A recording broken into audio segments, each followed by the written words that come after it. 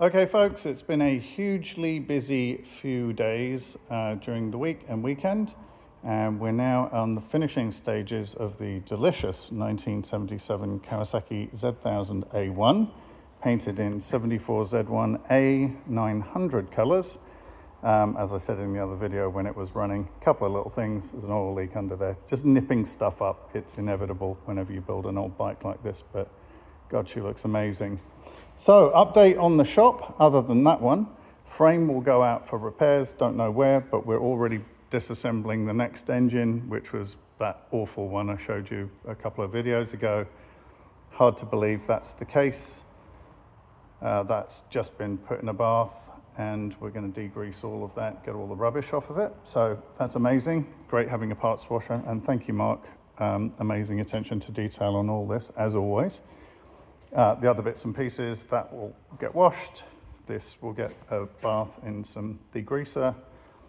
This has already been washed. I'll probably get a clean up another one, but you can see just how filthy it was. So believe it or not, the bearings actually don't sound too bad. I'm astonished, but anyway. So updates on the shop. So we have an empty ramp, not for long. So what goes on here next? Well, we have the sister to this Z1000 right there in the form of a Z650. So this Z650 is the C model. I've spoken about this a few times. It's a 1979 Kawasaki Z650 C3. It was a Bitzer, so we didn't have any of the bits, just happened to be here. It's very, very close to being finished. So electrics all work. We're probably going to have Doug vapor blast the fork stanchions just because they let the side down otherwise. It's a very, very clean bike. It's not matching numbers, but it's very clean.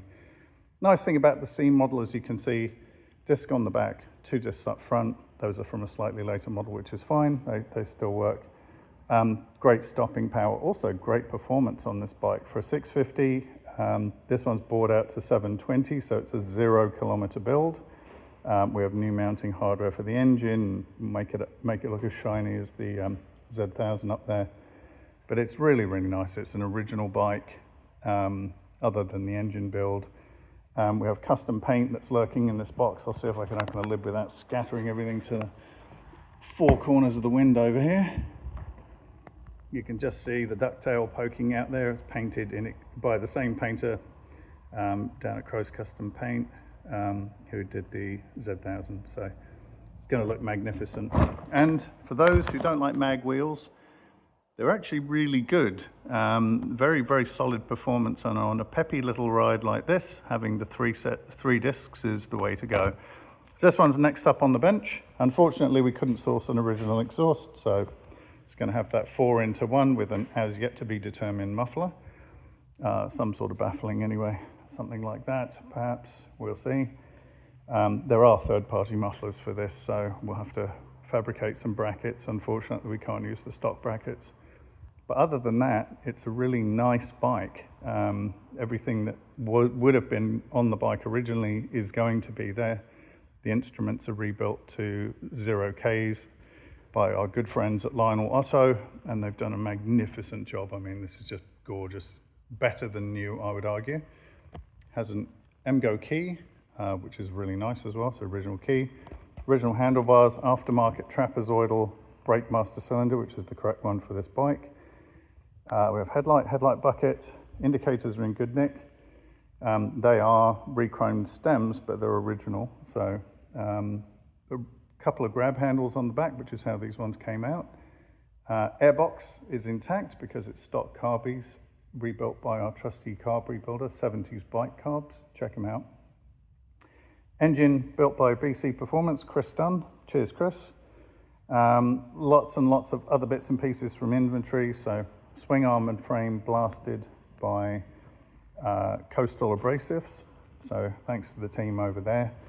And all the vapor blasting for the engine cases, side covers, fork legs, like I say, is Doug at OCD Vapor Blasting. So if you're in the market for any of this, get in touch with me. There's no pop quiz at the end of this video, but I know these guys really well, and they know how fussy I am about the quality of work, as you've seen on that one. So get in touch. I'll put you in touch with them. They do great work. So that one's next up. That's going to go on the bench and be finished, not before Christmas, but it will be very close to completion. And just on the Christmas break, we have brackets. The final police sets of brackets are being fabricated using the Z900 frame, which will be under there. That's from our friends at Weld It Up next door. That's Steve.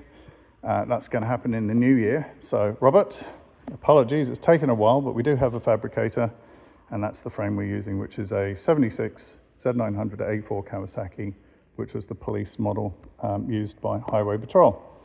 So that one hopefully should be early February. That's a completely rebuilt motor, and it's an original exhaust. This was a barn find with, believe it or not, and this is genuine Ks, 8,428.6 Ks from new.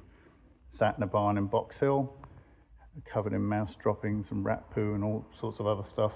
But it's a 0K rebuilt engine. Just gorgeous, absolutely beautiful. So we've got the tank and everything ready to go for this. Like I say, those brackets come in, that one's out the door, off down to Goulburn. And then of course we have the Honda. So that frame looks like it's getting worse, it's actually getting better. This is a correct K2 seat base. So very important, as I've done with the Kawasaki, to try and find the original bases wherever possible. So we've got the original base, the original instrument, little booklet, owner's booklet holder. So that's correct, that's Honda. It's all been blasted, painted by Coastal Abrasives, trim from David Silver Spares, new foam, obviously, and new seat cover with strap.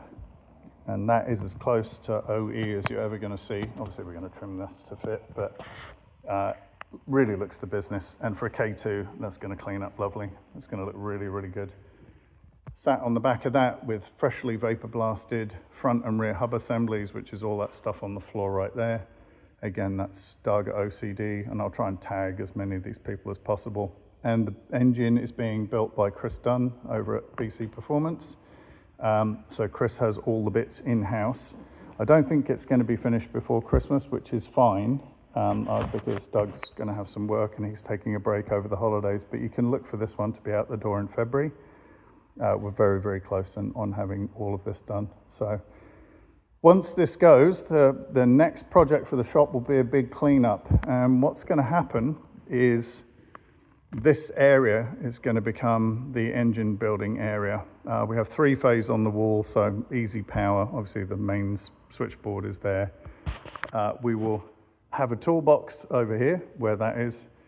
We're going to move this bench and have that along that back wall, and we're going to get one more simply stainless 2-meter there and a U for the back here.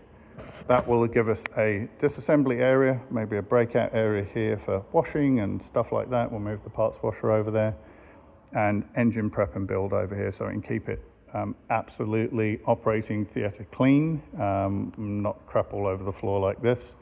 And once we do that, we're going to rearrange this. We have another King Chrome toolbox, as you know from other videos, which is stored at my house off-site.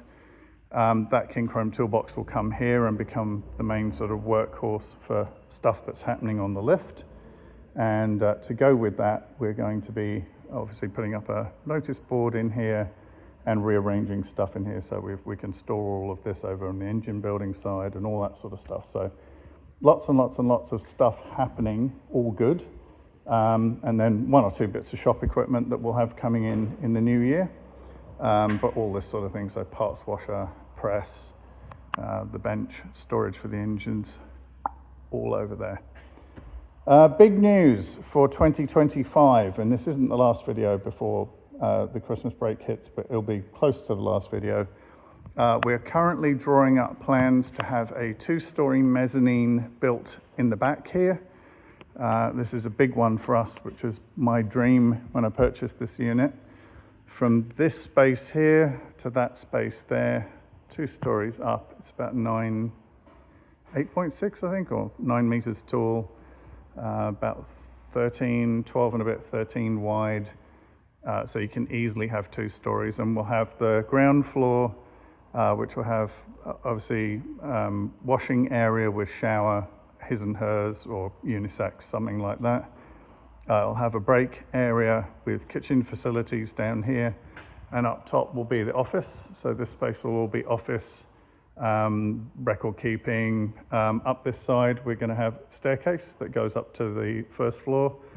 And on this side, we're going to have a regulation walkway that will come off the front door. So the front door is actually going to be located about 1.5 meters to the right, where the window is in the office right now. And from about the other side of that dustbin, that'll be a walkway, a customer walkway to go straight the way from front to back, up to the mezzanine first floor. Obviously, as we do that, we're going to be demolishing this office space and that toilet block.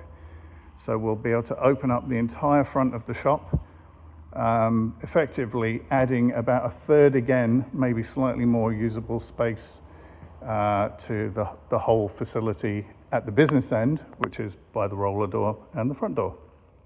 So it's going to be a big project. Obviously, we have a fair amount of organising to do, plans to get approved, but we're quite well advanced on how to do that, and we know exactly what the dimensions are, and it'll be a freestanding unit within this building, and obviously built by professionals who are licensed and blah, blah, blah, blah, blah, all that stuff. So that's the big news for 2025. We don't know exactly when it's going to happen. Obviously, planning permission takes a while, raising funds takes a while. If you're interested in helping to build my dream, I'm going to be putting some merchandise up in the new year. We have a new batch of t-shirts that are really cute. And my lovely wife just put her Shopify site up, so she's a dab hand at putting all those things together. So lots and lots and lots and lots of stuff going to happen in the new year. Obviously, the shop is looking a lot cleaner, or at least to my eyes, and wonderful to have this 77 almost out the door. Just speaking with the owner earlier, he's very excited, as he should be. So there you go, lots of stuff ongoing, tons more to come. Stay tuned. Obviously, I really appreciate all the feedback. Very, very happy for any comments.